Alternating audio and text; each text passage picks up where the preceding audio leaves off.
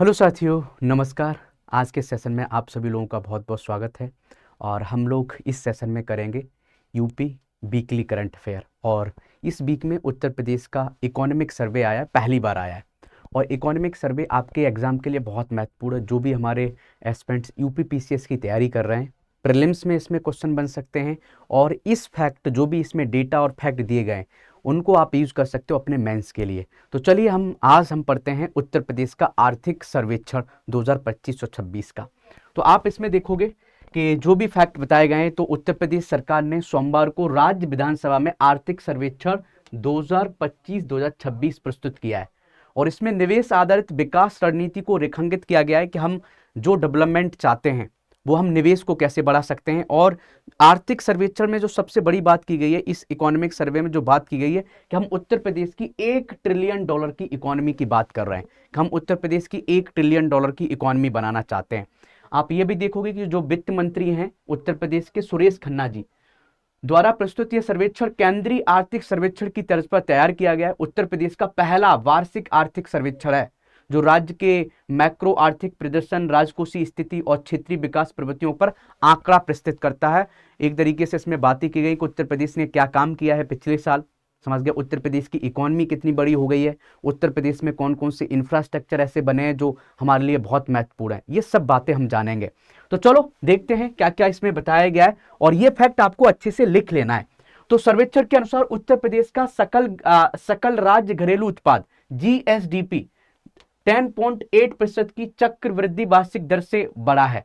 तो 2016-17 में 13.30 लाख करोड़ से बढ़कर 2024-25 में 30.25 लाख करोड़ पहुंच गया है। तो ये पूछा जाए, ये क्वेश्चन बन सकता है प्रीलिम्स में आपके, कि आप ये बताइए कि उत्तर प्रदेश की जो जीडीपी है, उत्तर प्रदेश की जो जीडीपी है वो 2024-25 में कितनी है। तो ये लगभग 30.25 लाख करोड़ तक पहुंच गया है, समझ गए। तो आप ये याद कर लो, ऐसी राज्य की अर्थव्यवस्था के 2025-26 में 36 लाख करोड़ तक की पहुंचने का अनुमान है। तो एक क्वेश्चन ये बन सकता है कि 2026 में उत्तर प्रदेश की जो इकोनॉमी है, उत्तर प्रदेश की जो जीडीपी है, सकल घरेलू उत्पाद है, वो कितना बड़ा होगा। तो ये 36 लाख करोड़ का है। ये डेटा आपको जरूर याद कर लेना है 2025-26 में। नेक्स्ट हम बात करते हैं कि उत्तर प्रदेश भारत की जीडीपी में, जो भारत की पूरी जीडीपी है, मान लेते हैं कि भारत की जीडीपी 100 रुपए है, तो उसमें उत्तर प्रदेश कितना रोल अदा करता है। तो ये बहुत अच्छा पॉइंट है। उत्तर प्रदेश का 9.1% है। तो उत्तर प्रदेश कितना रोल अदा करता है, उत्तर प्रदेश भारत की जीडीपी में 9.1% का रोल अदा करता है, इतना उत्तर प्रदेश से आता है। और यह भी बात की गई है कि survey also projected that creation of investment pipeline of over 50 lakh crore. और ऐसी बात की गई कि उत्तर प्रदेश में 50 लाख करोड़ का इन्वेस्टमेंट होने की बात की गई है, जिसमें डोमेस्टिक और ग्लोबल कॉन्फिडेंस है। तो 50 लाख करोड़ का इन्वेस्टमेंट भी करने की बात की गई पिछले सालों में। अब हम देखते हैं कि उत्तर प्रदेश में जो निवेश हो रहा है उसका रीजन क्या है। एक तो उत्तर प्रदेश में सेफ्टी अच्छी हो गई है, एक रीजन उन्होंने ये बताया है। एक तो उत्तर प्रदेश में पॉलिटिकल स्टेबिलिटी है। तीसरा, उत्तर प्रदेश में कोई भी काम हो रहा है तो स्पीड से हो रहा है। तो 3S उत्तर प्रदेश में ट्रिपल एस ढांचा पर काम किया जा रहा है। बहुत अच्छा फैक्ट है, आप ये लिख सकते हैं। और this policy framework emphasize improved law and order, regulatory certainty and expedited investment approval. तो इससे क्या है, निवेश बढ़ रहा है। उत्तर प्रदेश ने एक सिंगल विंडो डिजिटल प्लेटफॉर्म भी बनाया इन्वेस्टमेंट के लिए, उसका नाम आपको याद रखना है, निवेश मित्र। तो ये क्वेश्चन आया भी था, ARO के एग्जाम में शायद पूछा गया था कि बताओ उत्तर प्रदेश ने इन्वेस्टमेंट बढ़ाने के लिए कौन सा पोर्टल लॉन्च किया है। तो उस पोर्टल का नाम है निवेश मित्र। तो निवेश मित्र का नाम आपको पता होना चाहिए, आप इसको लिख सकते हैं। फिर हम ऐसे ही देखते हैं कि विश्व आर्थिक मंच 2026 में 2.94 लाख करोड़ के समझौता ज्ञापनों पर हस्ताक्षर को राज्य के प्रति वैश्विक निवेशकों की धारणा में सुधार के प्रमाण के रूप में प्रस्तुत किया गया कि उत्तर प्रदेश में बहुत से इन्वेस्टमेंट हो रहे हैं। आपने देखा होगा 2023 में एक ग्लोबल इन्वेस्टर समिट भी की गई थी लखनऊ में, उसमें भी उत्तर प्रदेश में बहुत ज्यादा इन्वेस्टमेंट हुआ था। तो ये जो डेटा है, फैक्ट है, इस पर प्रीलिम्स में भी क्वेश्चन बन सकता है। और मेंस में आप GS3 और GS6 में आप, और GS5 में, जो यूपी स्पेशल पेपर 5 और 6 में यूज कर सकते हो, और GS3 में यूज कर सकते हो। चलिए डेटा आप साथ साथ लिखते रहना। ऐसे हम बात करते हैं औद्योगिक विकास और क्लस्टर आधारित रणनीति की बात की गई है कि हम बात करते हैं कि औद्योगिक क्षेत्र में पंजीकृत कारखानों की संख्या उत्तर प्रदेश में 30,000 से अधिक हो चुकी है, जो पिछले कुछ वर्षों में लगभग दुगनी हो गई है। तो आप देखोगे कि कारखानों की संख्या उत्तर प्रदेश में अब ज्यादा हो रही है, मतलब बढ़ रही है, मतलब बिजनेस बढ़ रहा है। औद्योगिक सकल मूल्यवर्धन जो जीबीए में है वो 25% की वृद्धि से दर्ज की गई है, जो प्रमुख राज्यों में सबसे अधिक है। राज्य क्लस्टर आधारित औद्योगिक रणनीति अपना रहा है कि अलग अलग जगह कुछ हम इंडस्ट्रियल सेक्टर क्रिएट कर रहे हैं, इंडस्ट्रियल एरिया बना रहे हैं। लखनऊ में आपने देखा है कि कृत्रिम बुद्धिमत्ता हब बना रहे हैं, लखनऊ में आपने देखा होगा एआई सिटी बना रहे हैं। तो ये क्वेश्चन पूछा जा सकता है कि उत्तर प्रदेश बताओ अपना एआई सिटी कहां बनाएगा, लखनऊ में बनाएगा। समझ गया। कानपुर को ड्रोन मैन्युफैक्चरिंग शहर के रूप में देखा जा रहा है कि ड्रोन मैन्युफैक्चरिंग का उत्तर प्रदेश में कहां बनेगा, कानपुर में बनेगा। नोएडा को ऐसे आईआईटी और इलेक्ट्रॉनिक्स मैन्युफैक्चरिंग हब के लिए माना जाता है। आपने एक और चीज पढ़ी होगी, उत्तर प्रदेश के भारत के 65% जो मोबाइल मैन्युफैक्चरिंग हो रहा है, भारत में जो मोबाइल बन रहे हैं उसमें 65% मोबाइल उत्तर प्रदेश से बन रहे हैं। भारत में बहुत बड़ी बात है कि मान लेते हैं कि भारत में 100 मोबाइल बन रहे हैं, 100 में से 65 मोबाइल उत्तर प्रदेश में बन रहे हैं। तो ये कहां से, ये नोएडा के आसपास रीजन में है। नेक्स्ट देखते हैं विकास की रीढ़ के रूप में अवसंरचना की बात करते हैं। तो इंफ्रास्ट्रक्चर डेवलपमेंट उत्तर प्रदेश की बहुत बड़ी इकोनॉमिक ग्रोथ में बहुत बड़ा रोल अदा कर रहे हैं। आप देखोगे कि उत्तर प्रदेश में 22 एक्सप्रेस वे बन गए, जिसमें आपने देखा होगा एक्सप्रेस वे में गंगा एक्सप्रेस वे की बात देखा होगा, बुंदेलखंड एक्सप्रेस वे देखा होगा, पूर्वांचल एक्सप्रेस वे देखा होगा, लखनऊ और Agra express way, Yamuna express way, ऐसे टोटल 22 एक्सप्रेस वे बने हैं उत्तर प्रदेश में। ऐसे ही आप देखोगे कि 7 ऑपरेशनल है, 3 अंडर कंस्ट्रक्शन है जो अभी काम कर रहे हैं। अभी बहुत से एक्सप्रेस वे हैं जिन पर काम चल रहा है, समझ गए। और 24 एयरपोर्ट्स यूपी में, टोटल 24 एयरपोर्ट्स हैं, जिनमें से 5 इंटरनेशनल एयरपोर्ट हैं। तो ये क्वेश्चन बन सकता है कि बताओ उत्तर प्रदेश में कितने इंटरनेशनल एयरपोर्ट हैं। तो उत्तर प्रदेश में 5 इंटरनेशनल एयरपोर्ट्स हैं, इनको आप जरूर याद कर लीजिएगा। अभी जेवर इंटरनेशनल ग्रीनफील्ड एयरपोर्ट है जो अभी बनाया जा रहा है, बहुत बड़ा लॉजिस्टिक्स एंड कार्गो गेटवे हो सकता है नॉर्थ इंडिया के लिए, बहुत बड़ा इंटरनेशनल एयरपोर्ट है जेवर इंटरनेशनल एयरपोर्ट जो उत्तर प्रदेश में है, समझ गए। ऐसे ही हम भारत के 100 राष्ट्रीय जल मार्गों में से, तो भारत में टोटल जो नेशनल वाटरवेज हैं उनमें से 11 उत्तर प्रदेश में है। तो ये क्वेश्चन बन सकता है प्रीलिम्स में, बताओ कि भारत में टोटल जो राष्ट्रीय जलमार्ग हैं वो टोटल 111 हैं, उसमें से उत्तर प्रदेश में कितने हैं, उत्तर प्रदेश में 11 हैं, समझ गए। जो गंगा, यमुना, घाघरा, गोमती, गंडक, चंबल, टोंस, अस्सी, वरुणा, कर्मनासा नदियों पर आधारित हैं। उत्तर प्रदेश का पहला अंतर्देशीय जलमार्ग, राष्ट्रीय जलमार्ग की कुल नौगम्य लंबाई 425 किलोमीटर है, जो 26% उत्तर प्रदेश में स्थित है, वाराणसी से लेकर हल्दिया तक। तो आपने देखा होगा कि नेशनल वाटरवेज वन वो कहां से है, वो वाराणसी से लेकर हल्दिया तक का मार्ग संचालित है, जिसमें अयोध्या तक बढ़ाने के कार्य प्रगति पर है। तो पहला नेशनल वाटरवेज उत्तर प्रदेश से कहां जाता है, पश्चिमी बंगाल में जाता है। ऐसे हम वाराणसी में भारत का प्रथम मल्टी मॉडल टर्मिनल भी बन रहा है, तो ये भी लिख सकते हो कि multi modal terminal, multi modal logistic hub कहां बन रहा है, वाराणसी में। तो आप देखो कितने अच्छे अच्छे यहां पर डेटा दिए हैं इस इकोनॉमिक सर्वे में। नेक्स्ट हम देखते हैं कि 2017 से 2017-18 से 2024-25 के बीच क्या क्या ग्रोथ हुई है। तो फूड ग्रेन जो प्रोडक्शन है वो 28.5% में वृद्धि बनी है। हमारी जो प्रोडक्टिविटी है एग्रीकल्चर की वो 11.8% से बढ़ा है। नेशनल फूड ग्रेन्स जो प्रोडक्शन है वो 18% से लेके 20.6% की ग्रोथ हुई है, समझ गए। ग्रॉस वैल्यू एडेड जो है पर हेक्टेयर जो हमारी इंक्रीज हो गई है वो 0.98 लाख टू 1.7 लाख। तो आप समझ सकते हो कि बहुत सी बातें हैं कि उत्तर प्रदेश एग्रीकल्चर में बहुत काम कर रहा है, पहले नंबर पर है। कुछ फसलें उत्तर प्रदेश पहले नंबर पर है, आपने देखा होगा आम का प्रोडक्शन करने में उत्तर प्रदेश पहले नंबर पर है।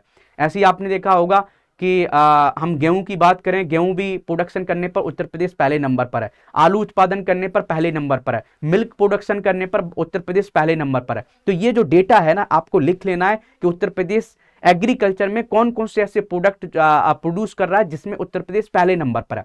तो चाहे वो आलू हो चाहे वो मिल्क हो, ये डेटा आपको लिख लेना है।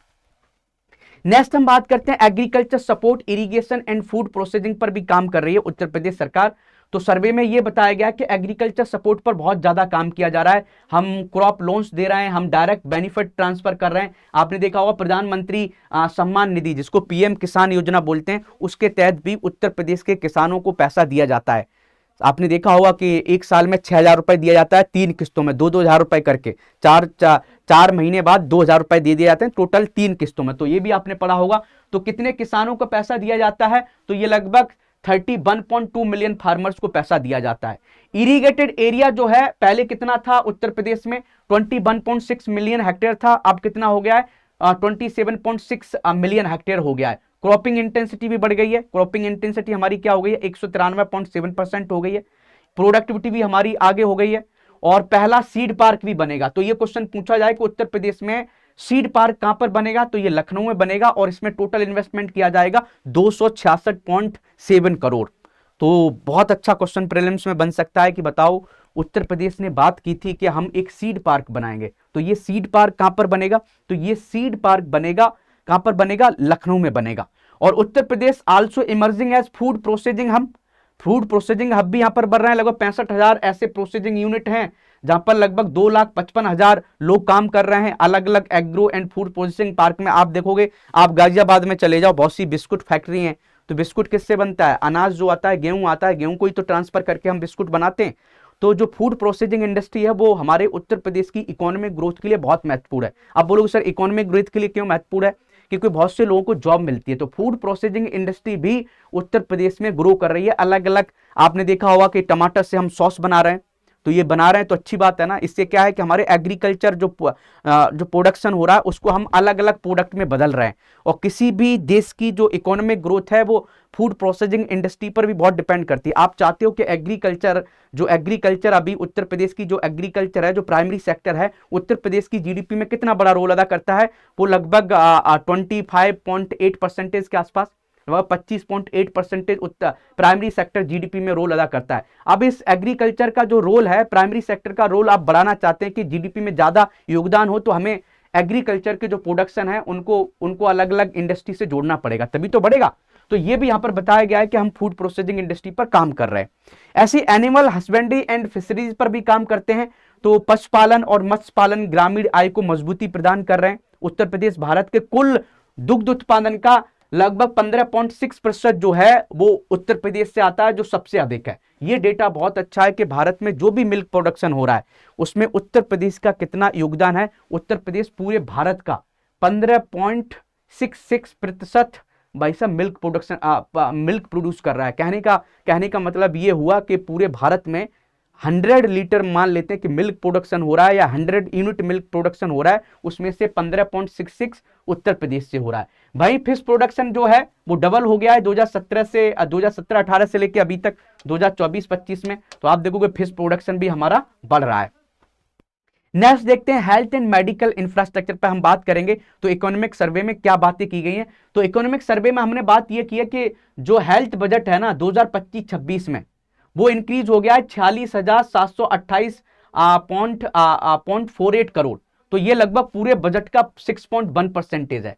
तो आप देखोगे कि ये बता रहे हैं कि हम हेल्थ पर हम टोटल बजट का लगभग 6% खर्च कर रहे हैं। तो मतलब उत्तर प्रदेश सरकार हेल्थ पर भी अब ज्यादा खर्चा बढ़ा रही है। तो ये बहुत अच्छी बात है। तो ये डेटा लिख सकते हो कि कितना परसेंटेज हम खर्च कर रहे हैं अपने बजट का। तो 2025-26 के बजट की बात करें तो 6.1% था। ऐसी state has also achieved universal vaccination.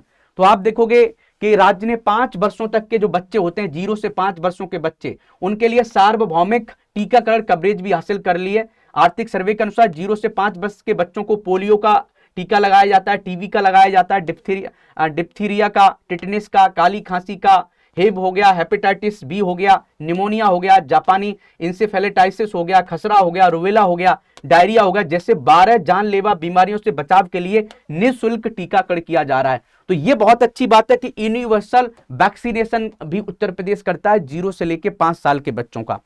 तो इस इकोनॉमिक सर्वे में यह बताया गया है कि उत्तर प्रदेश बच्चों के हेल्थ पर भी काम कर रहा है। 0 से 5 साल के जो बच्चे हैं उनके लिए हम क्या कर रहे हैं? उनके लिए हम एक तरीके से हर बच्चे के लिए वैक्सीनेशन प्रोग्राम चला रहे हैं, वैक्सीनेशन भी चला रहे हैं। आगे चलते हैं, हम नेक्स्ट देखते हैं कि law and order and judicial reforms. इस सर्वेक्षण में कानून व्यवस्था में सुधार को सीधे तौर पर निवेश वृद्धि से जोड़ा गया है। कि जैसे ही आप देखोगे कि लॉ एंड ऑर्डर में इंप्रूवमेंट हुआ है, वैसे ही उत्तर प्रदेश में इन्वेस्टमेंट बढ़ गया है। सही बात है, किसी जगह पर लॉ एंड ऑर्डर अच्छा होगा, जहां पर कानून से काम हो रहे हैं तो वहां इन्वेस्टमेंट बढ़ जाएगा। इन्वेस्टमेंट करने वाले लोगों को लगेगा कि यार यहाँ तो लॉ एंड ऑर्डर अच्छी है तो ग्रोथ अच्छी हो सकती है। जहां पर भाई गलत काम हो रहे हैं, करप्शन हो रहे हैं, तो वहां लोग क्यों इन्वेस्टमेंट करेंगे। तो उत्तर प्रदेश में इन्वेस्टमेंट हो रहा है तो उसका रीजन आप बता सकते हो कि लॉ एंड ऑर्डर अच्छा है। आप देखो क्राइम रेट भी घट गया है क्योंकि सड़कों पर सीसीटीवी सर्विलेंस लगा दिया गया है, समझ गए। टेक्नोलॉजी बेस्ड पुलिसिंग कर रही है, पुलिस भी स्मार्ट हो गई है, समझ गए। सेफ सिटी प्रोग्राम चलाए जा रहे हैं, एंटी रोमियो स्क्वाड्स चलाए जा रहे हैं कि लड़कियों को परेशान ना किया जाए। महिलाओं की सुरक्षा के लिए उत्तर प्रदेश सरकार ने एंटी रोमियो स्क्वाड चलाए हैं, मिशन शक्ति को चलाया है। ये सब बातें आप लिख सकते हैं। जो लोग हमारी करंट अफेयर क्लास को सुबह 8 बजे देखते हैं, उसमें हम बहुत सा करंट अफेयर आपको पढ़ाते हैं। तो आप चाहते हो सुबह सुबह हमसे जुड़ना 8 AM पर, तो आप UP PCS study IQ channel पर आप मुझे ज्वाइन कर सकते हैं। बहुत से लोग स्टूडेंट मुझे जानते होंगे कि यूपी पीसीएस स्टडी IQ एक चैनल है जिस पर 1 लाख लगभग हमारा फैमिली है, हमारा परिवार है, 1 लाख लोग उस पर जुड़े हुए हैं। आप भी चाहते हैं कि सुबह सुबह 8 बजे करंट अफेयर पढ़ें, सिस्टमेटिक बेस से पढ़ें। डेली हम करते हैं, ये तो वीकली करंट अफेयर है, आपको 7 दिन में एक बार मिला करेगा। लेकिन आप चाहते हो कि डेली हमसे पढ़ना चाहते हो तो आप UP PCS study IQ channel पर हमारे साथ जुड़ सकते हैं। बहुत से लोग जानते भी हैं कि हमारा नाम योगेंद्र कुमार है और मैंने पहले अटेम्प्ट में 2021 में यूपी पीसीएस क्वालिफाइड भी किया है 18th रैंक के साथ। तो मैं इतना बता सकता हूं कि करंट अफेयर आप इससे बाहर नहीं पूछा जाएगा। और मेंस को कैसे बेहतर करोगे, हम डेली मेंस का क्वेश्चन भी देते हैं, आप एक बार जाके देख सकते हैं। ठीक है, तो ये जो ऐसी जो पॉइंट्स हैं, मैं ये आपको डेली हम करंट अफेयर में बताते हैं कि सेफ सिटी प्रोजेक्ट क्या है, समझ गए। और वुमेन सिक्योरिटी के लिए उत्तर प्रदेश सरकार क्या कर रहा है। किसी पर्सन को न्याय देना है तो उसके लिए उत्तर प्रदेश ने ई कोर्ट्स भी स्टार्ट किए हैं, ई कोर्ट्स ऑनलाइन कोर्ट्स भी स्टार्ट किए हैं। जुडिशियल एफिशिएंसी भी उत्तर प्रदेश बढ़ाना चाह रहा है। ये सब बातें आप लिख सकते हैं। फिजिकल सिचुएशन और फाइनेंशियल इंक्लूजन की हम बात करते हैं। फाइनेंशियल इंक्लूजन क्या होता है। फाइनेंशियल इंक्लूजन होता है कि वित्तीय समावेशिता। क्या गरीब लोगों को बैंकिंग सेक्टर की सुविधा मिल रही है। हाँ, मिल रही है। आप देखोगे कि गरीब लोगों के लिए उत्तर प्रदेश सरकार बहुत सा काम कर रही है। उत्तर प्रदेश आयुष्मान भारत भारत जो योजना है उसमें लगभग 5.46 करोड़ लोग कार्ड जो है उत्तर प्रदेश से हैं। जनधन अकाउंट जो है लगभग 10 करोड़ से ज्यादा लोग ये अकाउंट, ये डेटा बहुत जरूर लिख लेना कि उत्तर प्रदेश में ये क्वेश्चन बन जाए प्रीलिम्स में कि 2024-25 तक उत्तर प्रदेश में कितने जनधन अकाउंट हैं। तो जनधन अकाउंट है 10.2 करोड़, 10.22 करोड़, मतलब इतने लोगों के पास जनधन अकाउंट है। तो ये वित्तीय समावेशिता का बहुत अच्छा उदाहरण है कि जिन लोगों के पास अकाउंट नहीं थे उनका अकाउंट खोला गया। आयुष्मान कार्ड कितने हैं 5.46, तो ये भी लिख सकते हो। दूसरा क्या है कि हमारी जो पर कैपिटा इनकम है वो भी बढ़ गई है। उत्तर प्रदेश में पर कैपिटा इनकम पहले कितनी थी भाई साहब, बहुत कम थी, अब हो गई है 1,09,844, ये डेटा लिख सकते हैं। और हमारा जो जीडीपी, जो उत्तर प्रदेश की जो जीडीपी है उसमें कर्ज का रेशियो निकाला जाए तो जीडीपी का 28% है, जो ये भी कम है, बहुत अच्छी बात है। तो हमारी फिस्कल सिचुएशन भी अच्छी है। हमारा जो बजट था 2024-25 में वो 8.33 लाख करोड़ था, जबकि स्वयं के कर राजस्व में 2.5 गुना वृद्धि होकर कितना हुआ था। हमने जो राजस्व हमने जो एक तरीके से हमने जो टैक्स रेवेन्यू जो हमने किया था वो कितना था 2.09 करोड़ तक का था। तो ये पिछले साल की बात कर रहे हैं कि हमारा बजट पिछले साल 8.33 लाख करोड़ था। और अभी इस साल का भी बजट आ गया, उस पर भी हम एक वीडियो बनाएंगे, आप हमारे उसी चैनल पर जाके देख सकते हैं यूपी पीसीएस स्टडी IQ पर। उसमें हम विस्तार से बात करेंगे कि इस साल का जो बजट है वो 9 लाख से ऊपर का निकला है, 9 लाख करोड़ से ऊपर, 9 लाख करोड़ से ऊपर निकला है। पिछले साल का जो बजट था वो 8.33 लाख करोड़ था। नेक्स्ट देखते हैं कि भाई ट्रेड और डिजिटल गवर्नेंस और फ्यूचर ग्रोथ ड्राइवर्स क्या हैं, ये देखते हैं। तो उत्तर प्रदेश निर्यात तैयारी सूचांक 2024 में चौथे स्थान पर था। तो आप देखोगे कि एक्सपोर्ट करने में भी उत्तर प्रदेश अच्छा काम कर रहा है। तो एक्सपोर्ट प्रिपेयर्डनेस इंडेक्स में समझ गया 4th था उत्तर प्रदेश, और लैंडलॉक्ड स्टेट थे उसमें पहले नंबर पर था। ऐसी एनर्जी ट्रांजिशन में हम बात करते हैं, उत्तर प्रदेश अच्छा कर रहा है। आप देखोगे सोलर एनर्जी भी उत्तर प्रदेश में बहुत अच्छे से ग्रो कर रही है, 27%। आप देखोगे कि सोलर एनर्जी जो भी उत्तर प्रदेश की जो एनर्जी है, रिन्यूएबल एनर्जी है, उसमें बहुत अच्छे से ग्रो कर रही है 27% तक। तो राज्य में सौर ऊर्जा की हिस्सेदारी 23% से बढ़कर 27% हो गई है। ऐसे ही देखोगे लखनऊ स्टेट कैपिटल रीजन में नए और 100 न्यू टाउनशिप खोले जा रहे हैं, जहां पर हम क्या कर सकते हैं, अर्बनाइजेशन को बढ़ाने की कोशिश कर रहे हैं। 100 न्यू टाउनशिप बनाने की कोशिश की जा रही है कि उत्तर प्रदेश में अर्बनाइजेशन को बढ़ाया जा सके। एक बहुत अच्छा मैं आपको डेटा बता रहा हूं कि ये डेटा आप कंपेयर करा सकते हो। आपने देखा होगा कि जब भारत का और उत्तर प्रदेश का सेंसस निकला था, सेंसस 2011, सेंसस 2011 की हम बात करें, सेंसस 2011 की हम बात करें तो आप ऐसे यहां लिख सकते हैं अर्बनाइजेशन, लिख सकते हैं अर्बनाइजेशन। शहरीकरण का हम कंपेयर कराना चाहते हैं कि अर्बनाइजेशन की बात करें कि शहरीकरण की बात करते हैं, तो थोड़ा जस्ट आपके लिए, जिससे आप अपने मेंस में ये डेटा आप लिख सकते हो। तो शहरीकरण की हम बात करते हैं तो 2011 की बात कर रहे हैं भाई साहब, सेंसस 2011, सेंसस 2011 की बात करते हैं। तो जो इंडिया का भाई साहब अर्बनाइजेशन था, इंडिया का जो अर्बनाइजेशन था 2011 में, इंडिया का ओवरऑल सभी स्टेट का मिला के देखा जाए तो ये लगभग 32% के आसपास था, 32.8%। लेकिन हम भाई इंडिया की बात करते हैं, यूपी की बात करें, वहीं पर हम यूपी की जब बात करते हैं तो यूपी में जो अर्बनाइजेशन था ये बहुत कम था, लगभग 22% के आसपास था। तो आप देखोगे कि यूपी में शहरीकरण बहुत कम है। यूपी में जो जनता रह रही है वो लगभग आप देखोगे कि लगभग 78% जनता गांव में रह रही है, और हम पूरे इंडिया की बात करें तो गांव में 68% जनसंख्या है, मतलब और राज्यों में शहरीकरण ज्यादा है।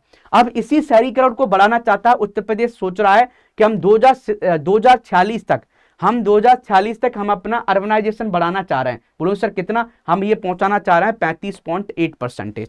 तो इस पर क्वेश्चन पूछा जा सकता है कि उत्तर प्रदेश ने टारगेट क्या लिया है, 2046 तक उत्तर प्रदेश अपने शहरीकरण को कितना परसेंटेज रखना चाह रहा है, तो ये 35.8 रखना चाह रहा है, आप इसको लिख सकते हैं।